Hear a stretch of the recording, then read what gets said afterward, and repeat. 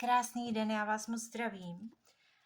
A já jsem si říkala, že se podíváme dneska do karet, že natočím video. Jede mi v hlavě věta,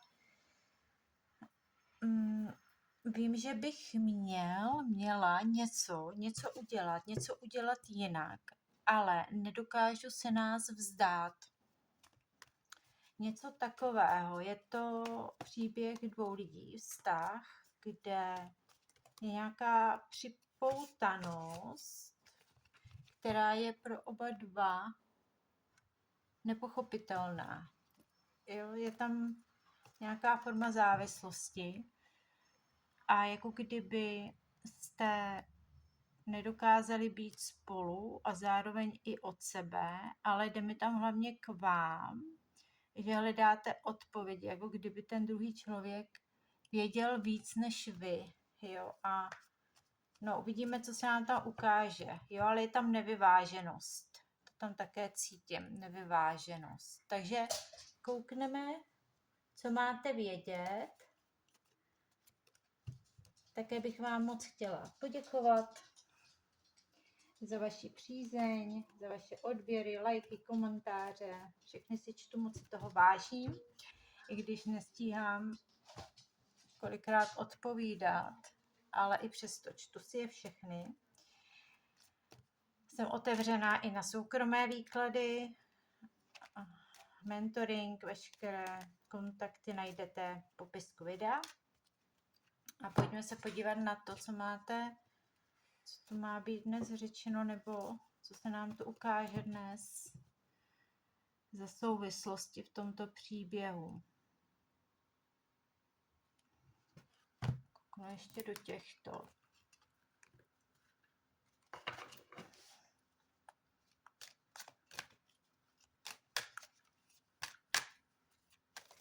Tak už nevypadla, taky tady necháme. Připravit se mezi světy. Tady je nějaký posun v tom vztahu. Buď to je tam změna, něco jste tam nastartovala, teď budu mluvit k vám, jako k ženě. Něco jste tam nastartovala trošku jinak. Je tady změna energie a je tady přestup.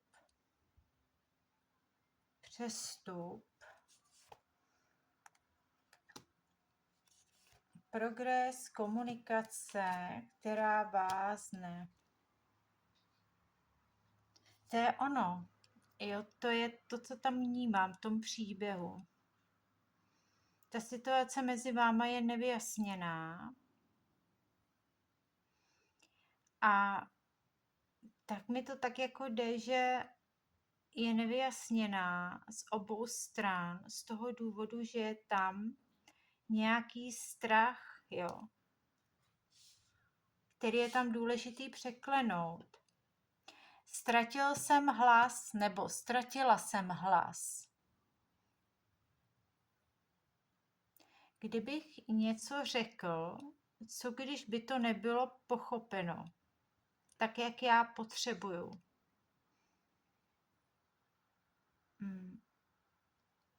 Zároveň se bojím, když se projevím, aktivně projevím takový, jaký jsem, tak co když nebudu přijat, co když mě odmítneš? Nechci se projevit. Tady někdo ale netouží říct pravdu. Někdo ji nechce říct, protože vás nechce ztratit a ta druhá strana, to mně přijde jako vy, nechce mluvit, protože se bojí, že o něco přijde. Každý se bojíte, že o něco přijdete v tom vztahu. Tam je závislost. A jako tak je tady komplex vyjádření. Buď to obou, anebo u jednoho z vás. Nedokážu říct, proč to tak je. A proč to tak je? Protože se bojím. nedokážu vyjádřit, co cítím a nedokážu ani říct, co potřebuji. Tedy je i takové trošku manipulativní chování. Jeden dovnitř a jeden vědomě. Něco dělám, mám z toho nějaké výhody.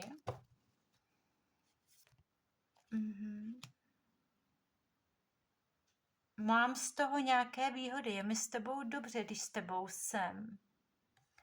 Když s tebou jsem, tak dáváš mě pocit důležitosti a hlavně mi dáváš pocit toho, že já jsem důležitý, že na mě záleží, že mě někdo má rád, jo, něco takového. Tady je nerovnováha a vlastně rovnováha, jo, to je takový paradox, je tady nerovnováha v přijímání a dávání. Jako kdybyste, 7 mečů, nepřijetí svých pocitů, velekněžka, strach, odmítnutí. No, je tady těch energií hodně, teda musím říct, jo, ale důležité je, že tady je nerovnováha. Tady je člověk, který není schopný více otevřít emocionálně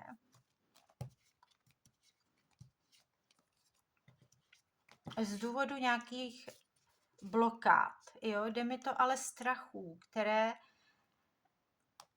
jsou nevědomé, jo? Nejsou úplně zvědoměné. Může to jít i do dětství. Jo? Prostě je tam něco takového nezvědoměného. A ten člověk to nějakým způsobem projektuje na vás. A u vás je to o tom, naučit se o tom mluvit, jenže tady někdo není schopný o tom mluvit. A někdo toho je vědom,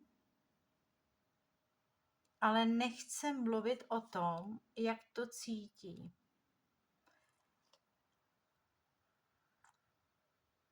Momentálně mně přijde, že jste v nekomunikaci a nebo jste se tam stáhla. Může tam být i pasivní agresivita, tak jako tak.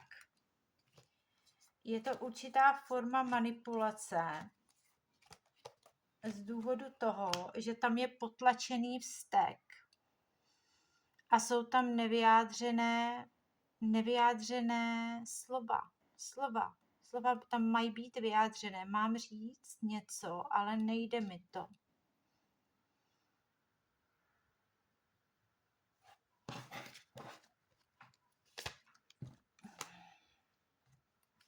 Getting to know each other. Pay attention to red flags. To je to. Bojím se, když se projevím takový, jaký jsem, tak by si mě odmítla.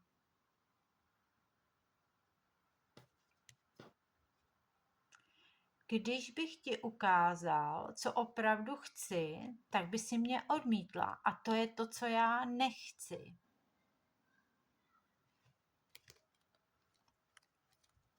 Vyjádři své city. Už to trvá dlouho. Spřízněná duše. Vyplatí se počkat. Důvěra. Chybí tam důvěra. Na té jedné straně chybí důvěra, na druhé straně chybí sebedůvěra. Takže to je. Tady jste vy.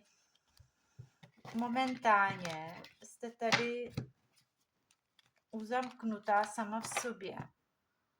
Vy říká taková nezdílná, nezdílím nic, nechci, možná, že tam je i teď nějaký vztek potlačený.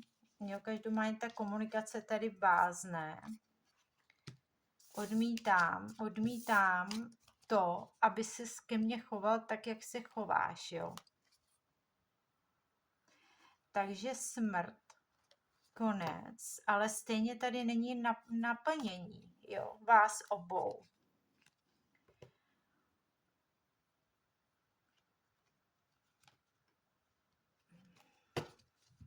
Podíváme se.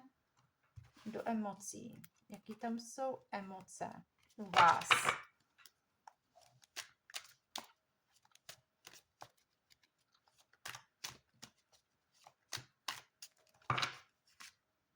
Přijímám žárlivost s úctou.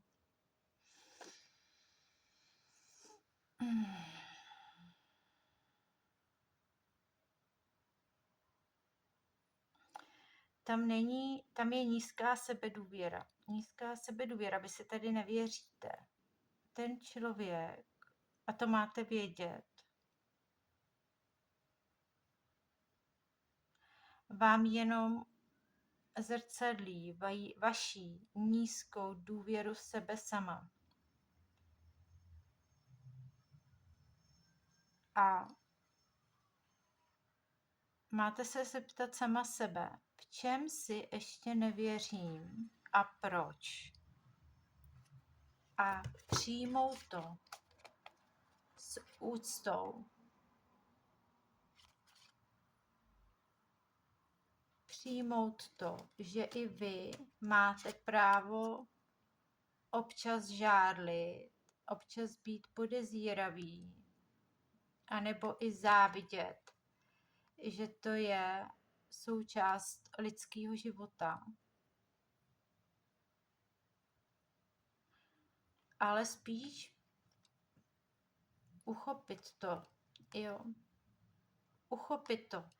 Vědět proč, přijmout to, pojmenovat to, vědět proč to tak mám a přesměrovat tu energii trošku jinak.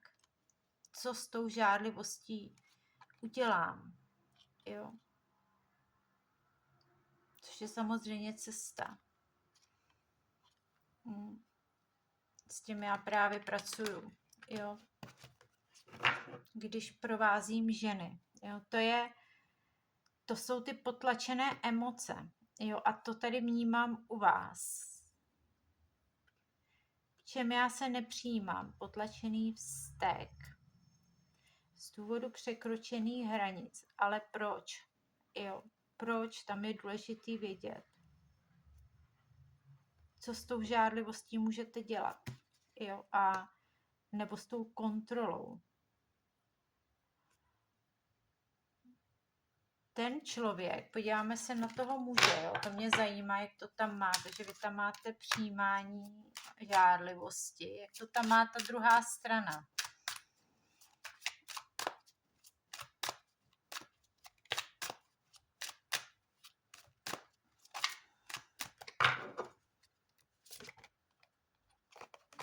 Vzdor, tam je silná rebelie taková, tvrdohlavost, vzdoru čemukoliv, co ve mně vyvolává rezistenci.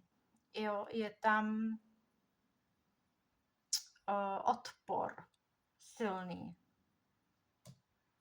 Odporuju něčemu, co nechci, protože to cítím z tebe, ale zároveň já i něčemu odporuju. Sám sobě ale nevím o tom. Navenek vypadám, že jsem silný, že to zvládnu, jako ten kůň tady, jo, asi poradím. Ale jsem zahlcený a vyvolává to ve mně stres. Takže tady je velká zahlcenost a stres. A tady je zase naopak potřeba velké kontroly.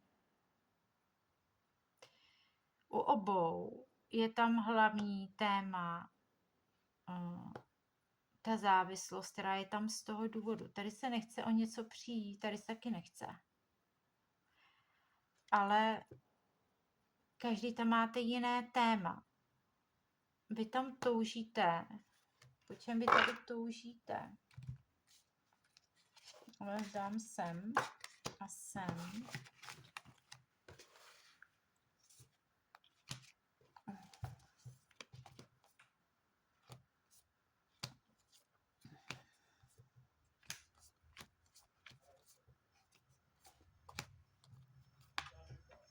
Mezi světy. Vy toužíte po hlubším spojení. i s tou velekněžkou, jo, tam je touha po hlubším spojení. Z toho důvodu až taková toužím se s tebou propojit.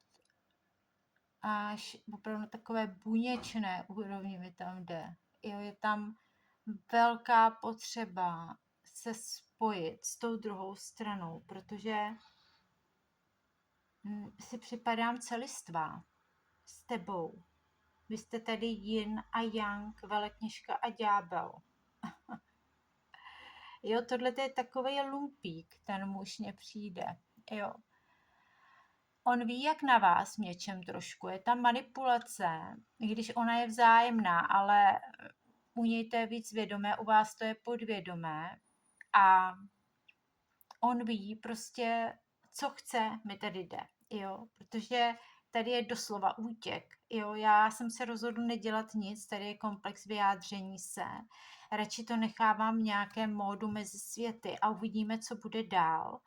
Ale neví, nechápe, proč ho to k vám tak tahá. Ale ví, co od vás chce. A to je kontakt, být s váma. Dáváte mu pocit, že jo, je prostě důležitý. Jo, prostě v tom životě mu tam chybí, taky něco mu tam chybí, ta důležitost. Takže dáváte mu pocit, že je milovaný, že někomu na něm záleží. Jo, že prostě mě tady jde neomylný až doslova, jo, něco takového. A je tam silná sexualita, je tam velká přitažlivost, protože vy jste extrémně ženská a tohle to je hodně silná mužská energie z jeho strany. A vy, když se propojíte na té fyzické úrovni, tak to tam prolne ta mužská a ženská dohromady a jste tam jakoby v téhle rovině, jste sami sebou, jenom ale v téhle rovině. Protože když to skončí, tak já se zase vracím do toho svého světa a vy jste zase v tom svém světě.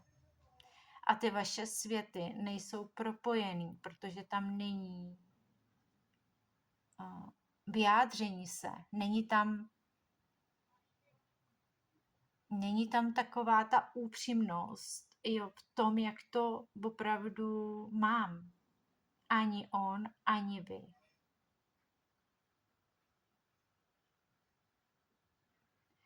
Jde mi tady, že se tě nedokážu vzdát. Nedokážu se tě vzdát, i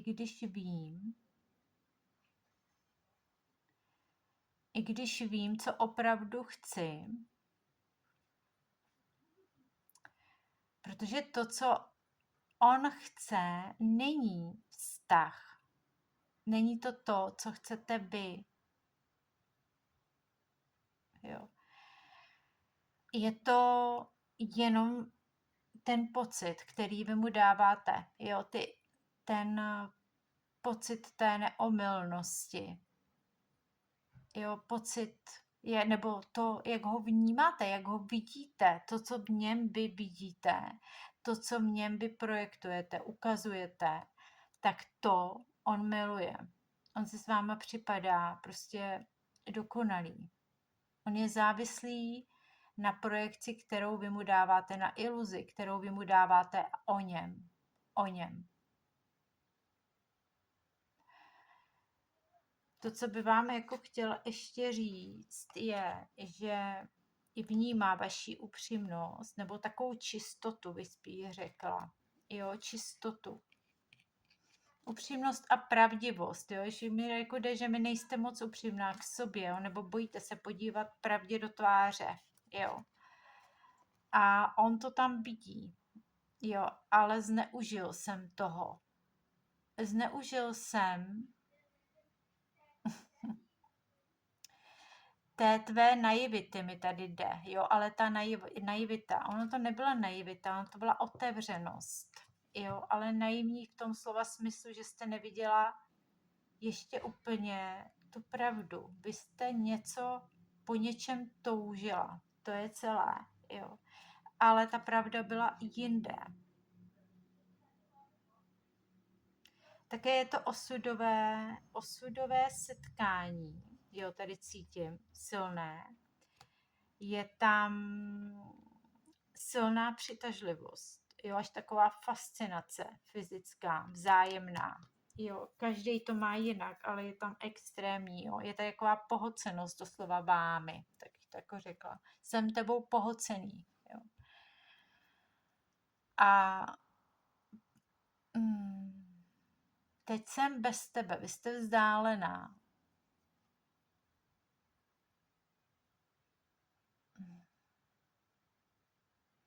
Jsem životní soulista, vím, že jsem hulvát, vím, že jsem zneužil. Zneužil jsem té příležitosti. Umím svádět ženy a vím, že mi chybí důstojnost. Ale s tebou se tak cítím. Vím, že jsem byl a jsem nerozhodný. A vím, že odmítám lásku i tím vlastně i štěstí. Bolí mě srdce, ale chci, aby si věděla, anebo aby si smyslela, že je opak pravdou, že si z toho nic nedělám. Vím, že jsem ztracený ve světě mezi světy. Tohle by vám asi zkázal. U vás je to otázka důstojnosti, vaší, sebeúcty,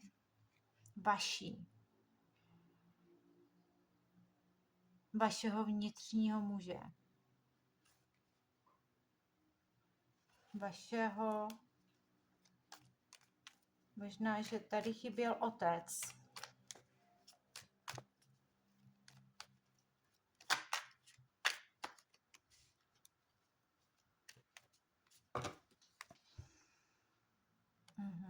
Komunita.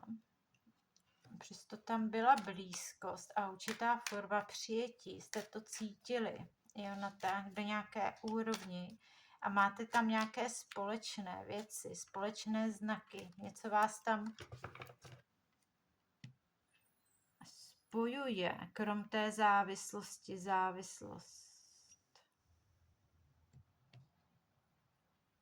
Matka. Ale je mi tam i otec.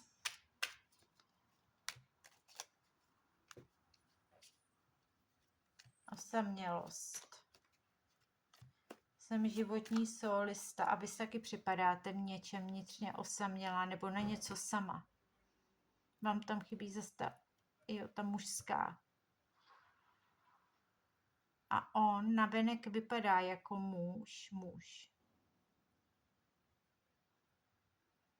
Ale to, co mi tam chybí, je tam stabilita. Zodpovědnost vůči sobě.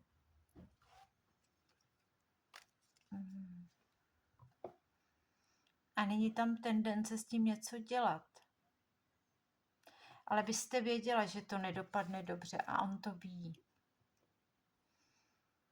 Jako jde mi tady, že i ví, jak to vnímáte a že to vnímáte správně, tu situaci, jaká je mezi váma. Jo.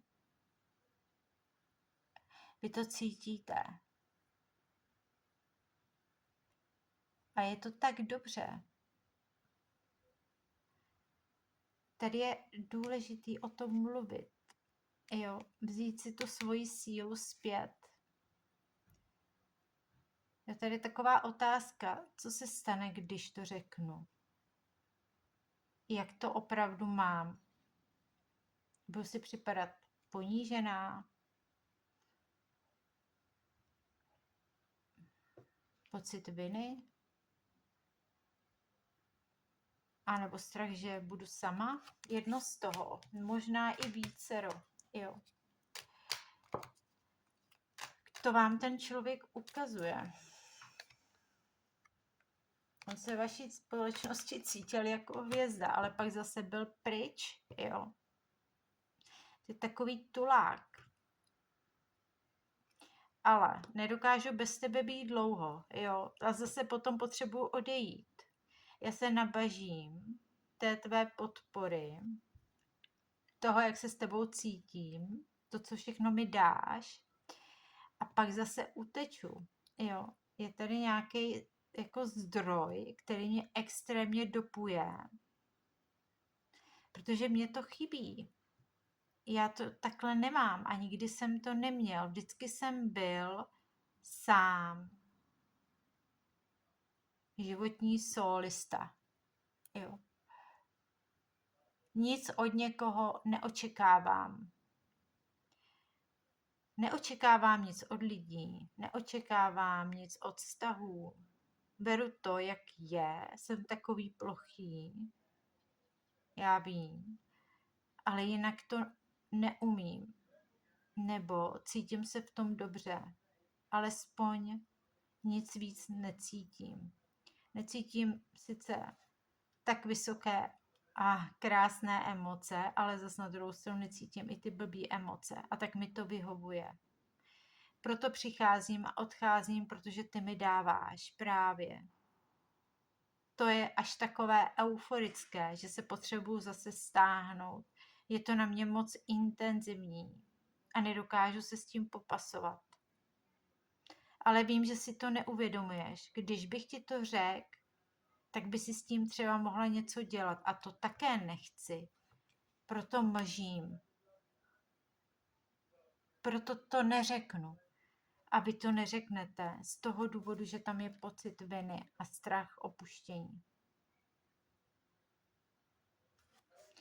Vede vás to ke komunikaci, tak jako tak, a postavení se k tomu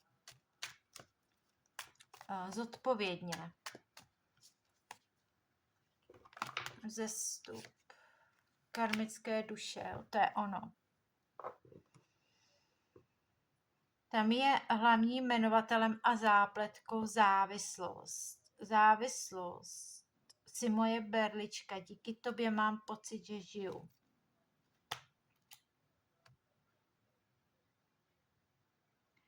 Dáváš mě takový to dosycení, který mi chybí v tom životě. Na jednu stranu k vám zhlíží, jo, on si tam uvědomuje, jak jste pro něj důležitá. Přijít o vás nechce, jo, je tam také nějaká forma kontroly a je tam taková neomylnost, mám pravdu za každých okolností, jo, takový jako, jo, já jsem ten důležitý a cítím tam i strach z kritiky, jo, nebo když byste něco řekla, jak to vnímáte a nedej bože, když byste to přehnala, tak já bych to těžce nes. Ale na vás to je právě, abyste to udělala bez pocitu viny. To je úplně fuk, jak to řeknete. Jak nejlépe umíte, ale má to být pravda. Tím se tady potom uvolňuje, jo, ten uzel karmický. Má tam dojít k celistvosti. To znamená váš vnitřní dvouplamen, vaše ženská a mužská celistvost, jo.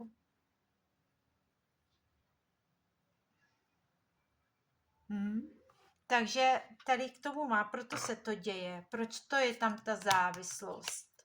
A trvá už to dlouho, jo, a jako vleče se to. Jsou tam otřesy, trápení a je tam, není tam upřímnost, ale jde mi to, že to je hodně nevědomé. Trvalo to z nějakého důvodu, aby tam došlo k nějaké změně, jo. Spřízněno sám se sebou tady vnímá, jo, a je tady práce. A je to dané, je tam smlouva vašich duší. A ve své podstatě jste partneři duše. Jo, byste si to tam měli ukázat, abyste došli k nějakému hlubšímu propojení sami se sebou, k té celistvosti. Je tam důležité něco přijmout. A ta vášeň a ta sexualita, ta touha po vás vzájemně, ta tam byla právě z tohoto důvodu. Jo, tenhle důvod tam je důležitý. Dívám se, co by vám vzkázal.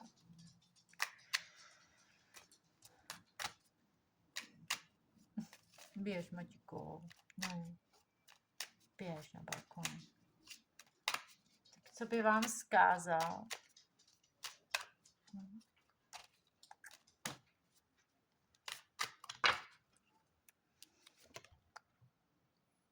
Nevíš, jak bylo těžké nechat tě jít, tak tam je konec.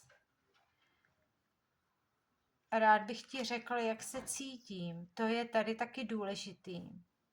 Přijde mi, že vám to nikdy neřekl. Protože už to je tam závazek. Jo. A nevím, jestli vy, ale vy tam máte zase říct, co vy potřebujete. Byla jsi mi blízko než kdokoliv jiný. Ta blízkost tady je. A je ten strach taky. Děkuji za spirituální lekci, to ano. Nereaguju, když slyším o tobě lidi mluvit. Nebo možná o nás. Takže je možný, že máte společné nějaké známé, kteří o vás mluví před ním. Pamatuju si každý den, nebo každý detail toho dne, nějaký důležitý den, který jste spolu zažili. Mi to jde ještě podívat se sem.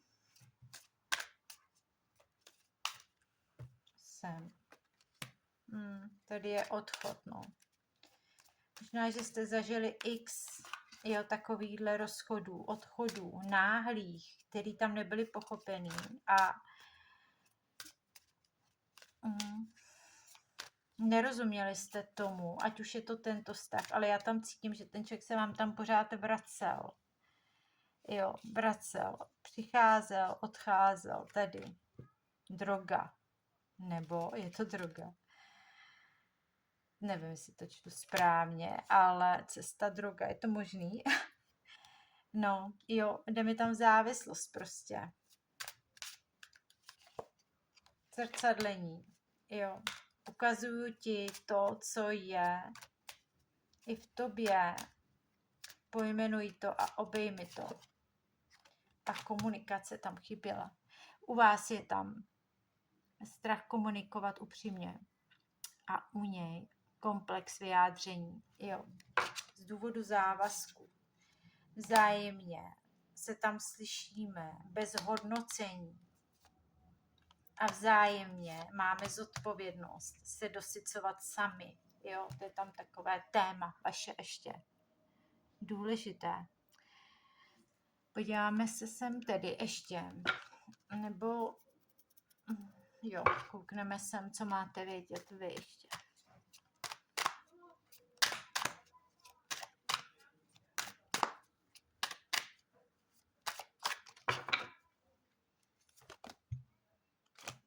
Máte si jít za tím, co vás dosycuje.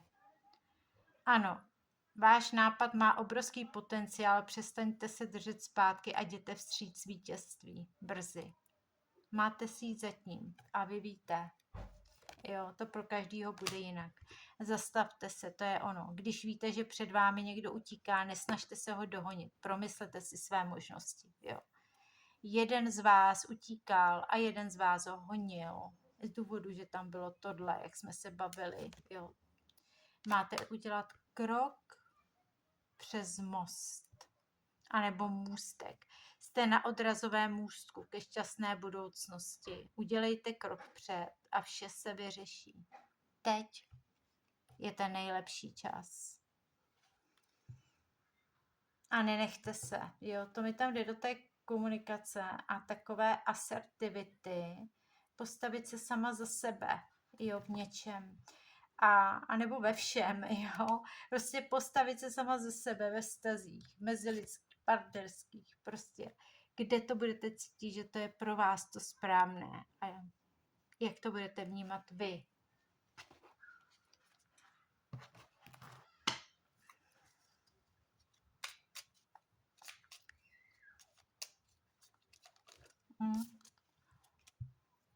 Důvěřuj procesu. Nějaký proces se děje. Mezi váma, vy i ten člověk, i když u vás to tam cítím, ale u něj zatím ještě ne, ale důvěřujte procesu. Dokážu uvolnit potřebu všemu, rozumět. No, to je těžké, jo. Stanov si hranice, to ano. Vaše hranice, je tady naděje. I po té nejtemnější noci přichází svítání, světlo je blíž, než si myslíš. Otázka pro vás, co mi dnes dává naději? Je to vášeň, anebo svoboda? Tak, to byl výklad pro někoho z vás. Děkuju vám. Pokud byste měli zájem o konzultaci, mentoringu a nebo osobní výklad, tak veškeré kontakty najdete v popisku videa a já se zase budu těšit příště. Mějte se krásně.